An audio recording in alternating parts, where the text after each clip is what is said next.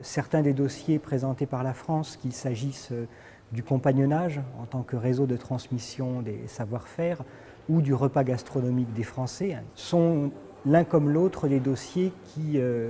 ont une relation directe avec le développement durable. Dans le cas du compagnonnage, ce qu'il s'agit de promouvoir finalement, ce sont des techniques de transmission de savoir-faire implantées localement,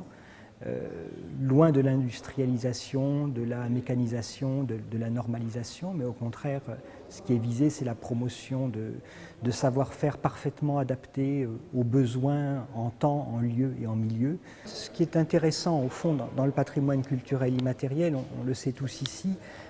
c'est que c'est un patrimoine qui se sauvegarde nécessairement avec le concours direct des habitants des territoires et des premières personnes concernées par celui-ci, les détenteurs du patrimoine culturel immatériel. Et à ce titre, la notion portée par la Convention intéresse aujourd'hui en France bien au-delà de l'inscription sur les listes de l'UNESCO. Un projet tel que celui autour de la préservation de la pêche traditionnelle sur le site du lac de Grandlieu, où il n'y a plus aujourd'hui que 6 ou 7 pêcheurs qui pratiquent des techniques de pêche traditionnelles, montre bien à quel point ces pêches écologiques, attentives à la préservation des jeunes spécimens, par exemple, sont de nature à maintenir ou à renforcer la biodiversité au sein d'un espace tel que le lac de Grandlieu. Et puis il y a aussi l'aspect, troisième aspect peut-être, il y a l'aspect plus politique, de mobilisation sociale, de mise en relation des acteurs sur un territoire. Là, je voudrais revenir sur une expérience qui est totalement déconnectée des principes d'inscription à l'UNESCO.